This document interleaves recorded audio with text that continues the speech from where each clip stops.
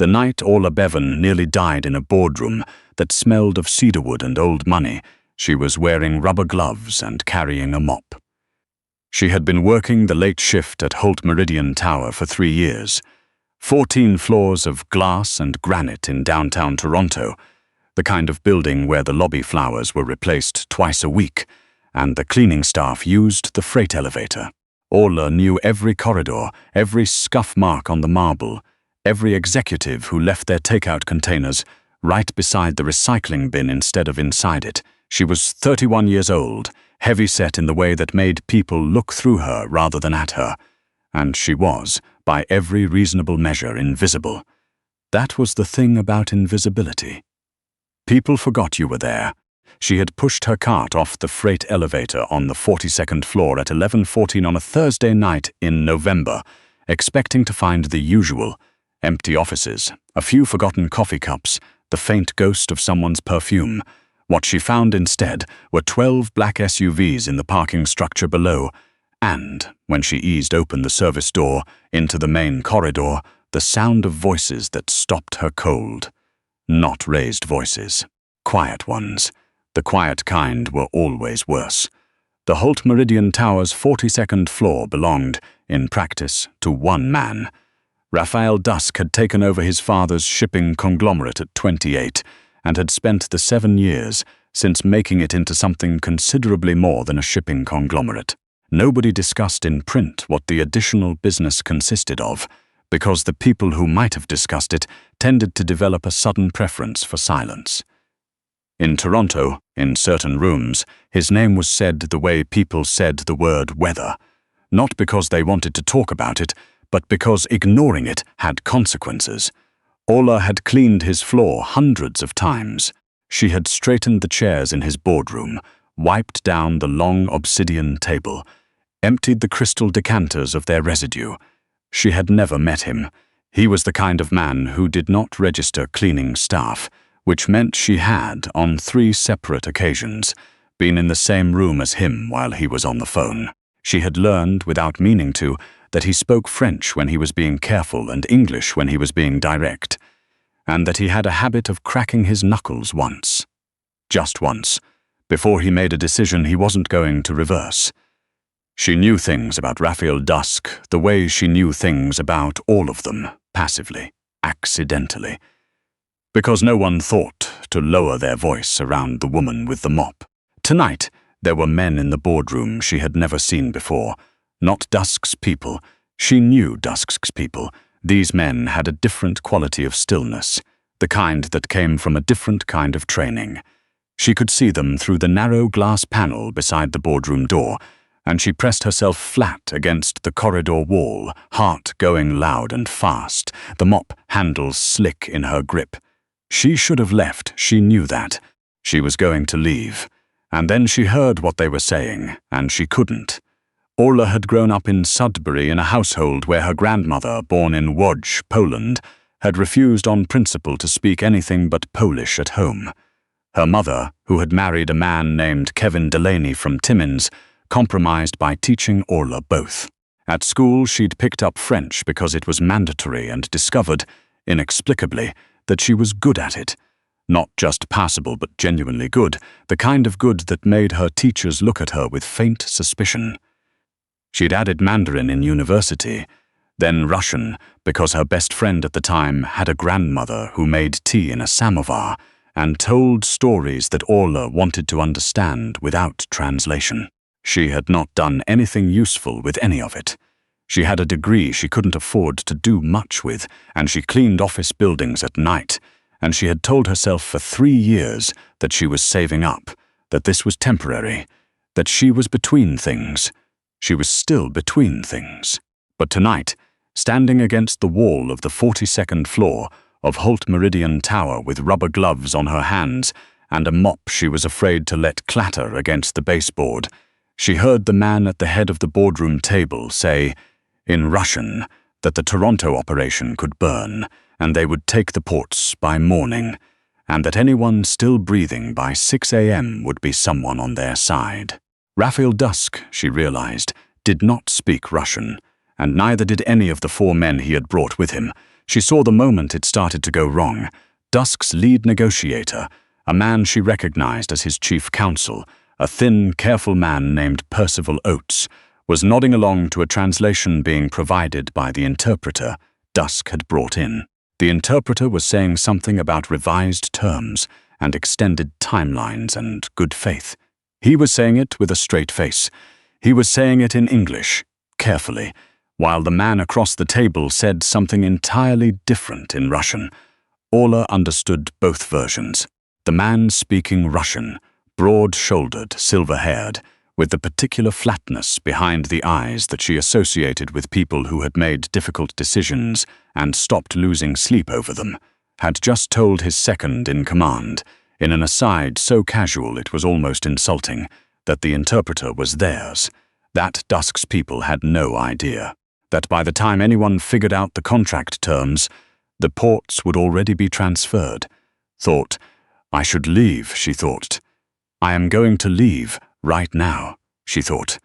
I cannot leave. The boardroom door had a panel of frosted glass on one side and a brass handle.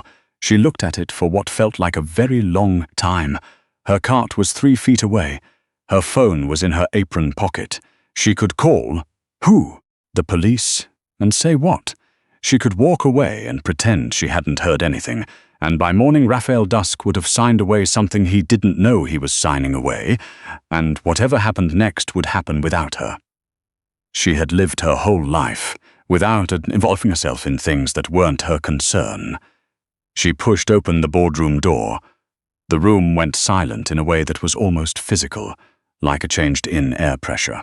12 men turned to look at her. She was aware of how she looked, her hair escaping its elastic, her uniform with its little patch logo on the chest, her yellow rubber gloves. She was aware of the gun on the table beside the man with the silver hair sitting there, the way a pen might sit. Sorry to interrupt, Orla said. Her voice came out steadier than she felt. She was looking at Raphael Dusk. He was younger than she'd expected, in person, with the kind of face that had been constructed by years of not showing what it was doing. He was looking back at her with an expression she could not read, which meant he was very good at this, because most people's surprise was legible. Get her out, someone said in English. The silver-haired man said something in Russian. What he said was, "Who let the cleaning woman in? Check the corridor." Orla looked at him and said, in Russian, "The corridor is clear. I was the only one there." The room did a second kind of silence, different from the first. The silver-haired man's face did not change. That told her more than if it had. "You speak Russian," he said. Still in Russian. "Among other things," she said. Raphael Dusk was watching her with an attention that felt different from everyone else's in the room. Everyone else was alarmed or calculating. He looked like he was waiting to see what came next. "Your interpreter," Orla said in English, turning to Dusk, "has been providing a translation that does not match what's being said in this room for the past, I don't know how long, since before I arrived. The contract terms being discussed in Russian are not the contract terms being relayed to you in English." Percival Oates started to speak. Dusk raised one hand, barely, and Oates stopped. "What terms?" Dusk said. "The ports," Orla said. "The St. Lawrence access. What you understand to be a revenue-sharing arrangement is, in the Russian version of this conversation, an outright transfer, effective on execution." The silver-haired man said, in Russian, "Shoot her." Orla did not translate that part. She thought, with a clarity that surprised her, that there was no version of that sentence that ended well if she repeated it out loud. Instead, she said to Dusk, still in English, "I would suggest that this conversation pause." "Constantin," Dusk said, and it took her a moment to realize he was speaking to the silver-haired man, using a name, which meant he knew him. "Whatever you just said to your people, say it in English." Konstantin Byalov did not say it in English. What he did instead was stand up, and the men on his side of the table stood with him. What happened in the next 4 minutes was something Orla would spend a long time trying to remember precisely, and find that she couldn't, because fear compresses time in a way that makes sequence unreliable. She remembered the gun on the table, and dusk moving between her and it with a speed that didn't match the stillness he'd been projecting. She remembered the sound of a door opening at the far end of the room, and 3 men coming through it who were Dusk's people, the ones who waited outside, and the way the geometry of the room changed when the numbers shifted. She remembered Byelov's face and the calculation moving across it. She remembered the interpreter, the false one, the one who had been theirs all along, making a sound and stepping back toward the wall. She remembered Dusk saying in her direction, "Stay behind me." She remembered thinking, "He doesn't even know my name." The standoff lasted longer than 4 minutes. She was wrong about the time. It lasted closer to 20, and for most of those 20 minutes, she stood slightly behind Raphael Dusk's left shoulder while he and Konstantin Bylov negotiated in English. Real English, this time, with no interpreter, and she listened to the Russian being exchanged between Bylov and his second, and she said quietly, when anything material shifted, "He's telling them to wait. He's recalculating." He just told his man at the door to stand down. She was a live translation feed, standing behind a man she'd seen through a boardroom window dozens of times, had never spoken to, and was now, apparently, keeping alive. At 1:17 a.m., Konstantin Bylov sat back down. At 1:40, he left. At 53, for her legs had been shaking for approximately the last hour. The room cleared the way. Rooms clear after something that everyone pretends was not as dangerous as it was. Percival Oates made a call. 2 of Dusk's men escorted the false interpreter out with the kind of efficiency that suggested he was not being escorted anywhere comfortable.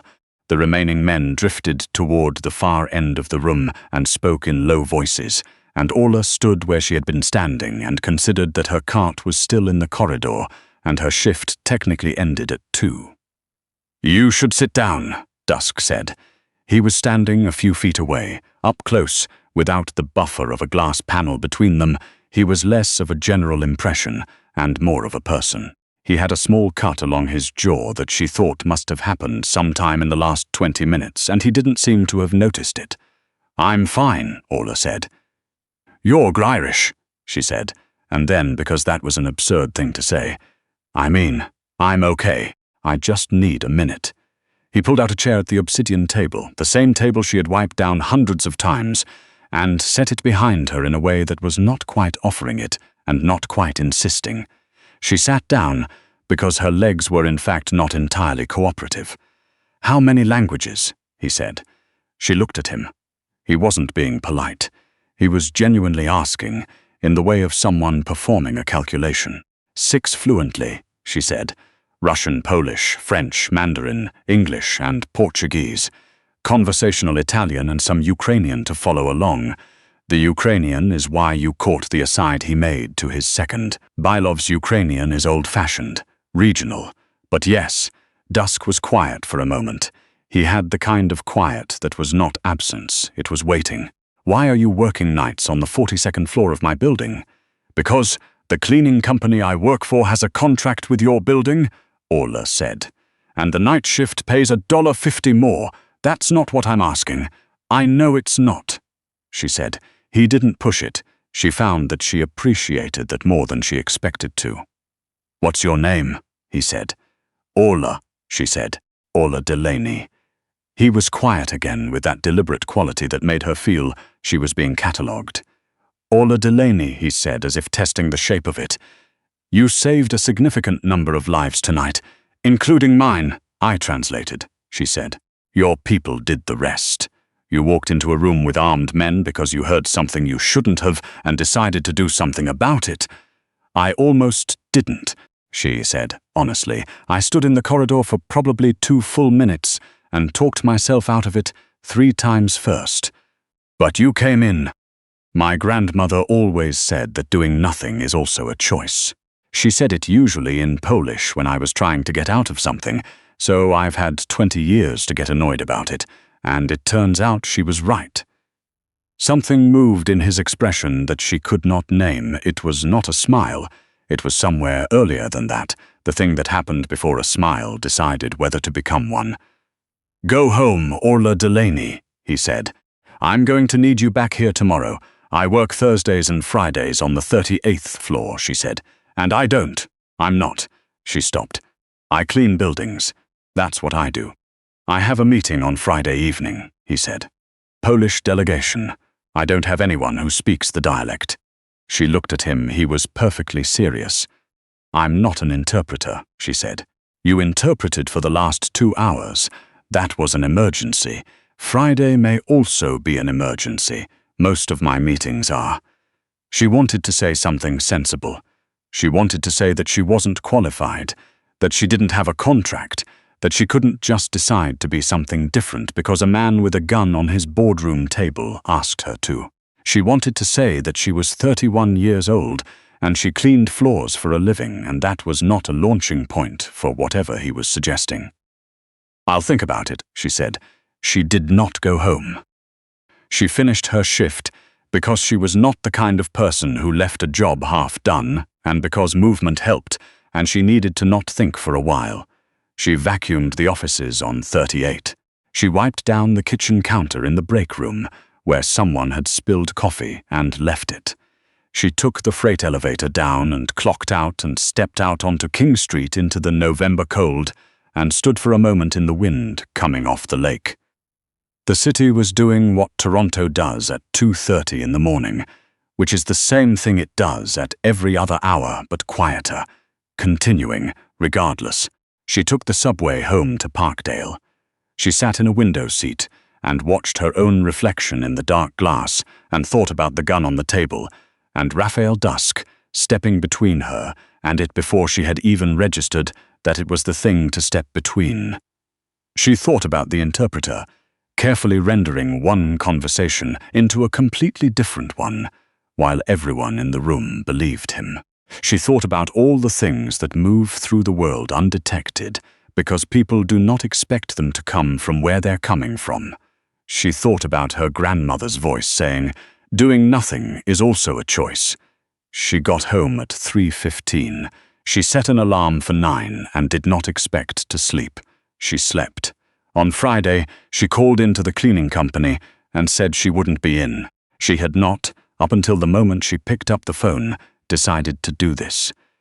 She had, in fact, been mostly decided on not doing it, and then she had thought of the interpreter's that flat, competent performance of trustworthiness, and she had thought of what 40 more minutes in that room would have produced, and she had picked up the phone and made the call. She took the public elevator this time. The lobby receptionist looked at her with an expression that suggested she was not what the lobby was designed for, and Orla looked back pleasantly and gave her name, and after a moment's uncertainty the receptionist called upstairs and told her she could go to 42. The elevator opened on a different floor in daylight. Same granite, same low light, but without the weight of the previous night's silence, it looked like what it was, expensive and functional. Percival Oates met her at the elevator and walked her down the corridor. "You'll be in the secondary conference room," he said. "The delegation arrives at 6. There will be a briefing at 4. He paused. "You are being compensated. Mr. Dusk's office will be in touch about the arrangement." "What arrangement?" Orla said. Oates looked at her with the expression of a man who has been asked a question he considers already answered. "He'd like to retain you." "As what?" "I believe that's under discussion." "By whom?" "By Mr. Dusk," Oates said, in a tone that indicated this particular discussion was essentially finished. The briefing at 4 was thorough. A woman named Claire, who had the organized intensity of someone running on 3 hours of sleep and strong coffee, walked Orla through the Polish delegation's principles, their positions, their known concerns. Orla asked questions that surprised Claire into looking up from her notes twice.